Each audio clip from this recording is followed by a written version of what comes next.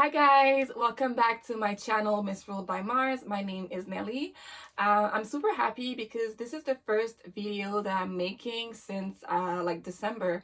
A lot of things have happened in my life, including the fact that for family reasons I had to go back to Congo and I stayed there for about a month and I just got back. I'm actually still like in quarantine right now. So, when you come back to the country, you have to isolate for 14 days and they actually do check. So if you are someone who came back to Canada and you think you can get away with it, I have bad news for you. I had like an agent knock at my door like 2 days ago to make sure that I was actually home. So the book that I'm going to be talking about today is called One of the Good Ones. It's actually the first book that I read in 2021.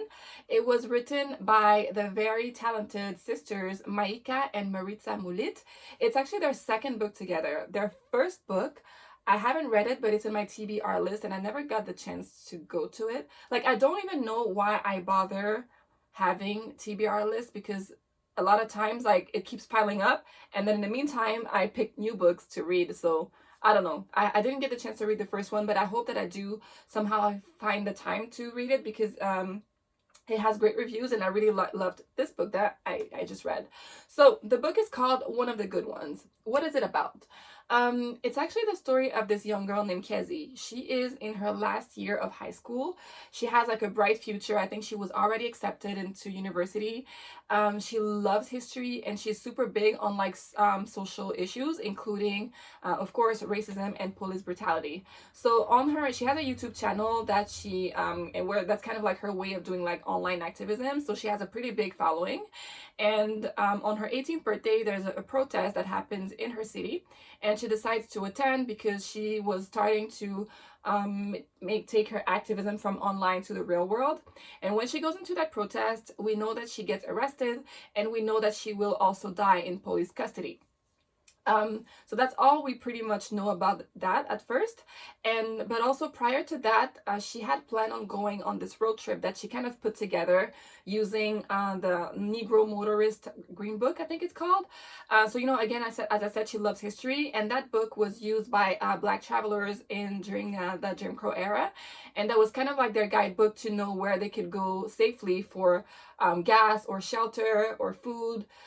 So that was the book that they were using at the time. And then she decides so she takes like an old version of it. I think her best friend found one for her, and using that book she put together this road trip that she was supposed to go on for her birthday. But because she passed before that, she didn't get to go. So instead, her two sisters and her two best friends go together in her memory, thinking that it would be a great way of keeping her memory alive, right? So as they go into that road trip, we find out more and more about the circumstances of Kezi's death, and we also find out more about Kezi's family history as well. And there's like a huge twist that happens, and that's pretty much all I can say to you. But the twist was so big that I was just not expecting it. Like, by the time when I read that twist, I was like, whoa, what is going on? And then after you have that, and as you read, you kind of like go through the pages like so fast because you just really want to understand what's going on and what does that mean and whatever. So that's pretty much what the book is about. I really enjoyed it. For one, I thought that the writing was great. So usually when I read young adult books, I tend to read them after I read something that was maybe complicated, or maybe something that was heavy for me, or something that I had a hard time reading. A lot of times that I like to pick up a young adult book because I tend to read them either in one sitting or like it doesn't take me long to finish a young adult book, right? And so this book, though, even though it's again a young adult book, I wouldn't say that it's like an easy read. I had to pay attention when I was reading, and I appreciate that because I do believe that it's important for readers to be challenged, even if they are a younger audience. Sometimes I think we underestimate a little bit younger people and their ability to understand certain things. So I appreciate that this book was not too easy. Like, it's not too complicated to the point where you're like, oh my god, what am I reading? That's not what I'm saying. But I appreciate that it's not too like spoon-fed to you. So kudos to the writer for that. And I also respect the fact that they probably did some historical research as well to write that novel, or at least there's a lot of things about Black history when I was reading that book that I didn't know about. at least African American history, right? Because I'm Black, but I mean, I'm not American. So there are things that I didn't know about. So it was cool to read about that, and me by myself doing a little bit more research to kind of understand certain points a bit better. So I thought that it was really cool. So kudos to the writers for that.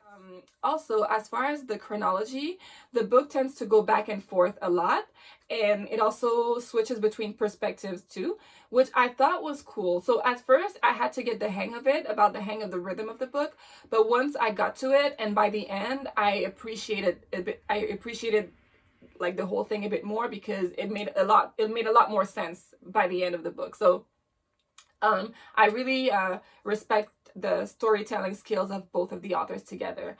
And I think that the fact that it was two sisters writing it together, or like two people writing it together, I feel like it made the book very unique in terms of the writing style, I think. I'm very curious to see what they write individually.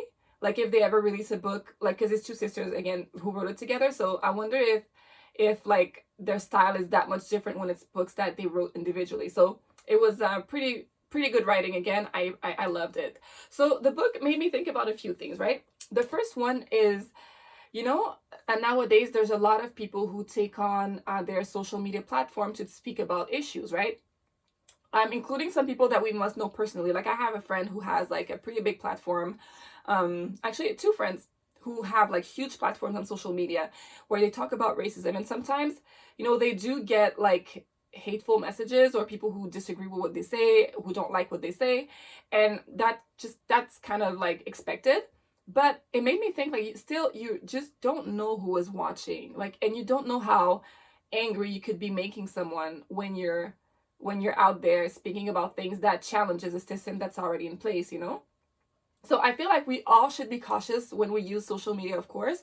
But I do think that if you are someone who, you know, speaks against a system, or, you know, speaks about certain injustices, just make sure that you protect yourself. You know, maybe not post too many things that are personal, or be cautious about like when you post about your whereabouts and whatnot, you know. So the book made me think of that, because Kezzy was the kind of kid who uses who like wears her heart on her sleeve, which is great. I would never try to silence anybody like that, but I do think that she probably underestimated how big of a voice she had, and how many people are actually watching, including people who might not agree with her.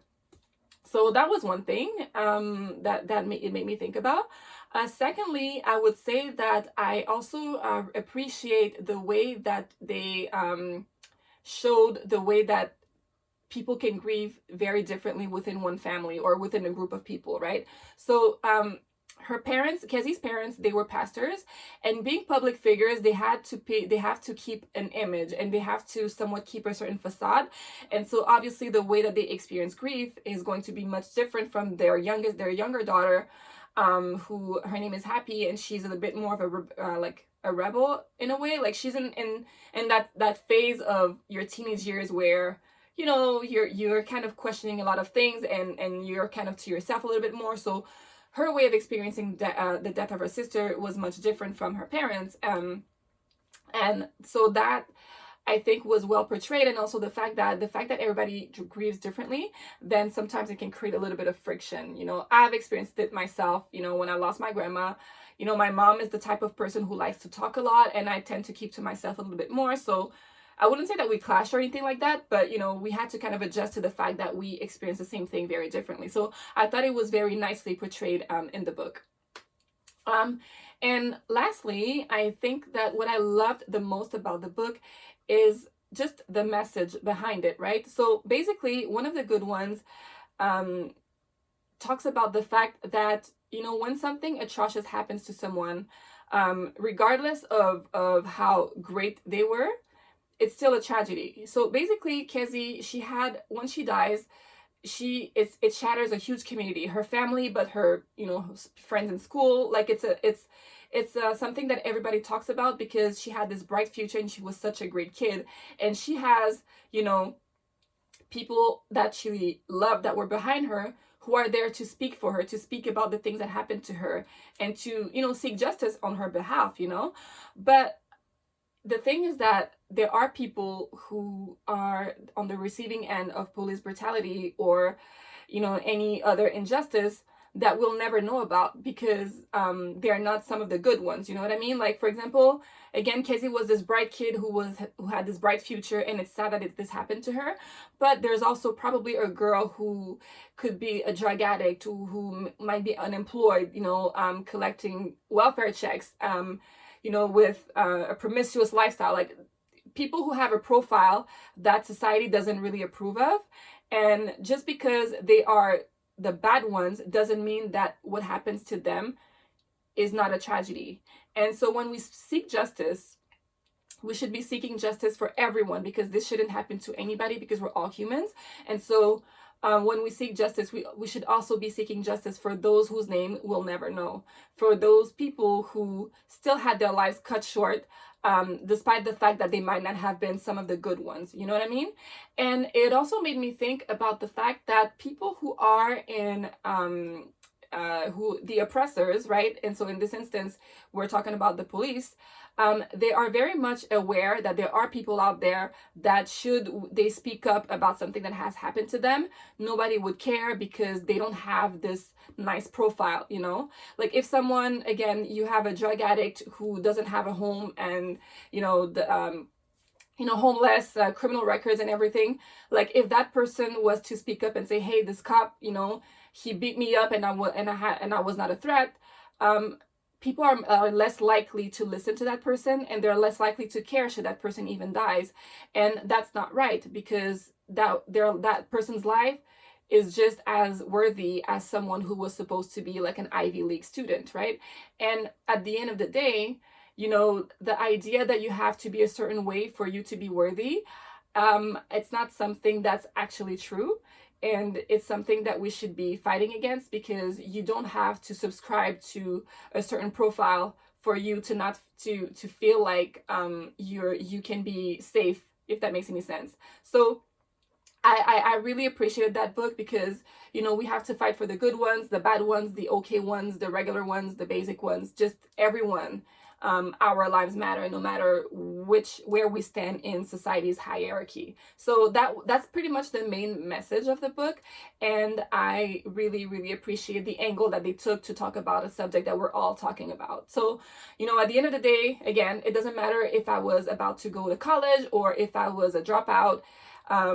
You know, if I am unarmed and not causing a threat, I should not be fearing for my life. And should this happen to me, I deserve to have justice served on my behalf, regardless of who I am. So that's what I appreciated the most about the book. And I think that it's a conversation that is worth having, because I think that sometimes when I watch the news, I do feel that we sometimes sort of shift the conversation away from what it should really be about. Because, you know, like sometimes when something happens to someone, you have certain news outlets who start painting a bad image of the victim, right? They'd be like, oh, well, you know, they hadn't been paying their rent, they hadn't been doing this, you know, they were not angels. First of all, none of us are angels. But at the end of the day, again, we should be focusing on condemning the action of that police officer who did something wrong, as opposed to try to justify the fact that it's not so bad because this person was bad anyways. You know what I mean? So the message of the book is really important. It's, again, very well written, and it was written by two Black girls, so, you know, Black girl magic. And I really hope that you do read it, or that you at least give it a chance. And if you have read it, let me know what your thoughts were. So yeah, that's pretty much it for my first video back since December. I hope that you enjoyed it. If you haven't already, please subscribe to my channel, and I will see you for my next video. Take care.